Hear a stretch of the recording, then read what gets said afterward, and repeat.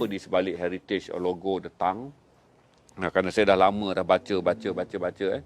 Hingga hari ini saya membuat keputusan untuk menulis satu artikel The Tang bagi pembaca-pembaca elit yang melanggan portal berbayar. Dan kemudian saya akan tengok numbers respon dan juga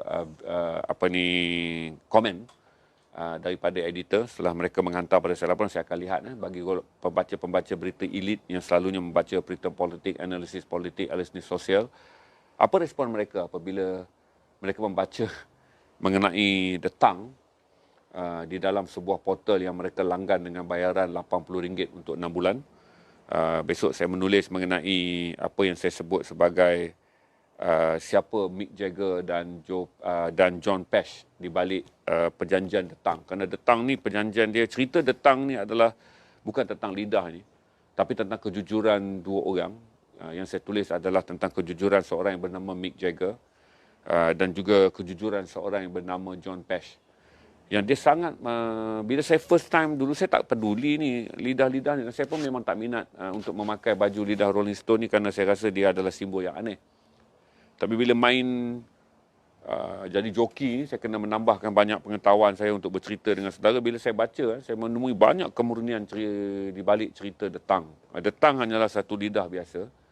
Tetapi membaca cerita balik The Tang ni, dia boleh mengalirkan air mata. Kalau saudara lihat tentang kejujuran yang kemudiannya apabila saya lihat Mick Jagger, saya akan melihat Mick Jagger dalam bentuk yang lain. Kalau hari ini saya melihat Mick Jagger, saya akan melihat Mick Jagger dalam bentuk, saya memang menghormati Mick Jagger kerana membaca satu kisah yang luar biasa di balik The Tang. Bagaimana gambar lidah ni, kalau kita tahu sejarah dia memberi pengajaran yang sangat luar biasa kepada kita. Hingga kita memikirkan balik kualiti kita, apakah kita boleh menjadi sebaik Mick Jagger dan juga sebaik John Pesh ketika mereka membuat kerjasama menghasilkan logo ini.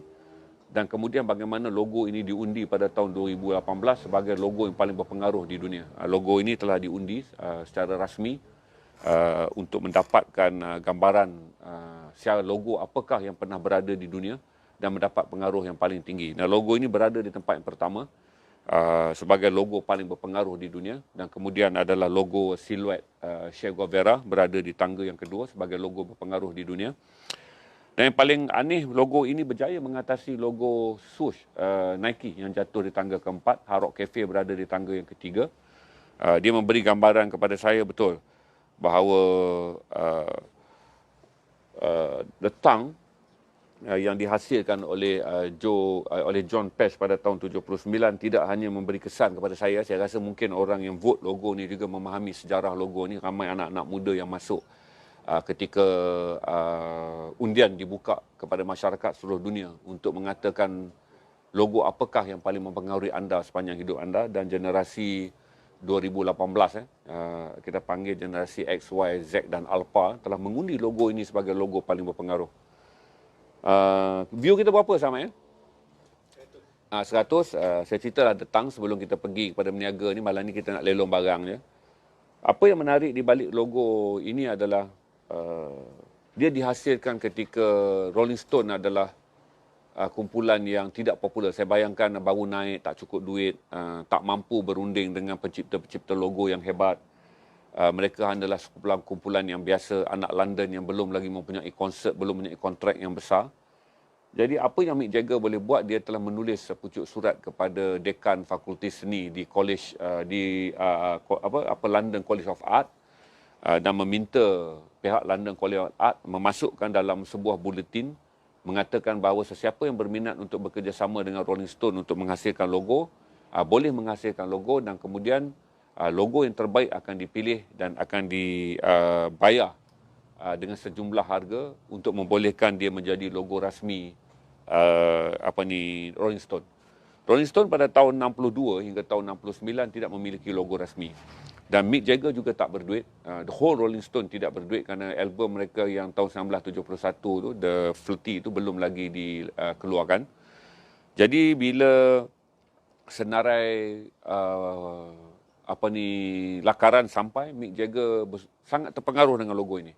Maka Mick Jagger mengadakan pertemuan dengan John Pesh, seorang anak muda berusia 26 tahun. Mick Jagger berusia 28 tahun pada waktu itu. Dan mereka membuat persetujuan. PES pun dia seorang pelajar. Pada waktu itu digambar, apabila menceritakan semula pengalamannya, PES menganggap ini hanya sebagai mencari wang saku. Mick Jagger menceritakan pula pengalamannya, kata apabila kita tak berduit, saya hanya perlu mampu untuk mendapatkan gambaran logo daripada seorang pelajar. Itu original ni. Berarti kalau sekarang orang bercakap tentang upah berpuluh ribu ringgit, mungkin menjadi beratus ribu ringgit untuk mendapat logo daripada syarikat-syarikat media yang membuat consultation logo. Tetapi Mick Jagger pada waktu tak berduit dan berurusan hanya dengan seorang pelajar. Dan pelajar itu melukiskan beberapa logo, tapi Mick Jagger berkenan dengan logo The Tongue. Apa yang menarik, oleh kerana kedua-duanya itu orang yang amateur, Mick Jagger belum kaya, John Pesh belum tahu tentang copyright atau tidak. Jadi Pesh hanya menjual logo ni dengan harga 50 pound.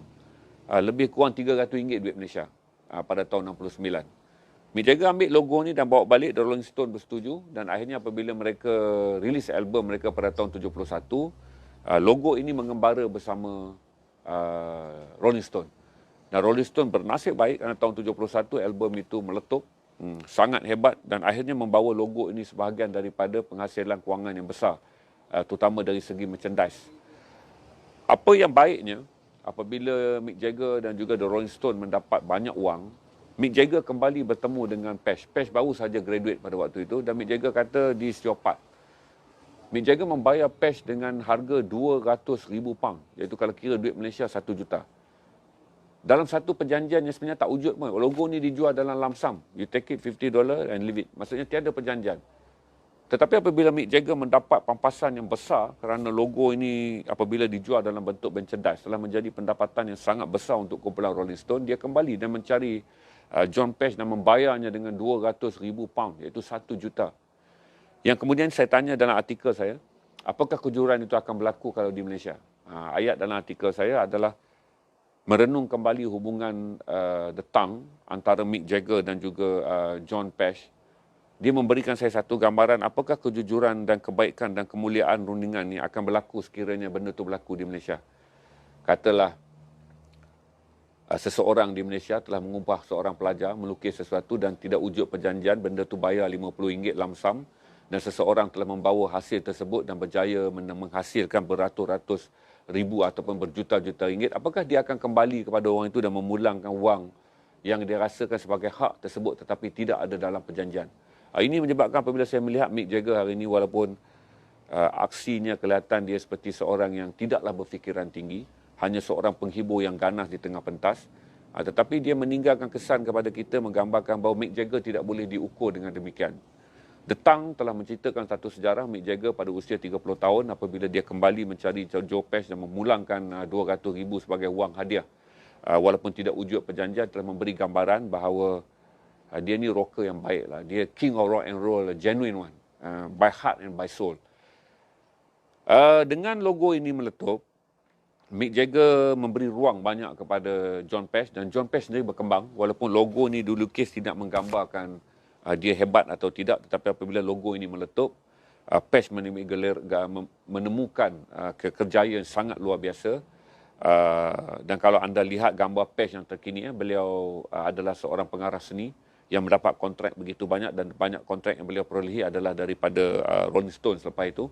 Kerana apabila hubungan awal, sebab tu saya kata bagi gambaran apabila kita berniaga, kita buat apa, apabila hubungan awal kita bermula dengan baik, dia pasti berakhir dengan baik. Dan Mick Jagger bekerja dengan Pesh hingga sekarang.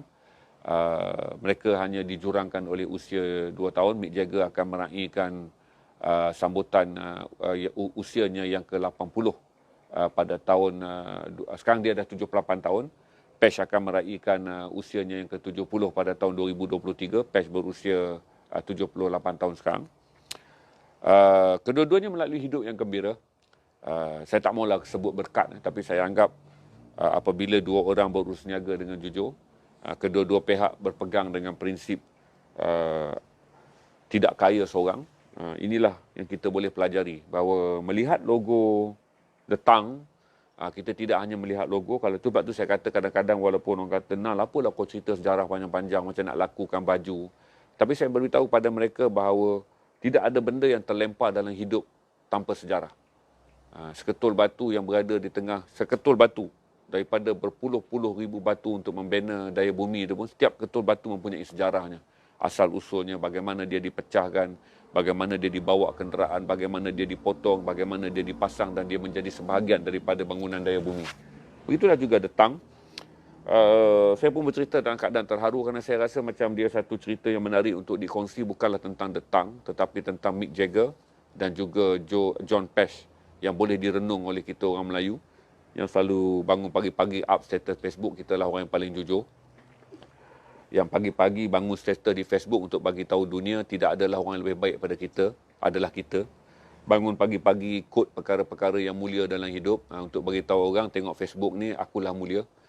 Tetapi sebenarnya saya pun tak pasti kemuliaan itu ada atau tidak pada kita. Tetapi dalam cerita Detang, kemuliaan itu ditulis sebagai sebahagian daripada sejarah hubungan di antara Mick Jagger dan juga John Pesh dalam mencipta logo yang very iconic yang kemudian diundi pada tahun 2018 di peringkat global sebagai logo yang paling berpengaruh di dunia. Itu saja cerita saya. Berkongsi rasa terharu, saya menulis artikel tu sepanjang petang tadi untuk memastikan besok apakah pembaca-pembaca elit yang membaca hardcore news di portal berbayar akan memberi respon yang baik pada artikel saya. Selalunya saya menulis mengenai politik, ekonomi, saya menulis mengenai social krisis tenaga kerja, saya menulis mengenai hubungan antarabangsa. Tapi esok pertama kali saya akan rilis satu story yang tak pernah saya menulis di portal high profile, iaitu menulis mengenai kejujuran di belakang logo Detang.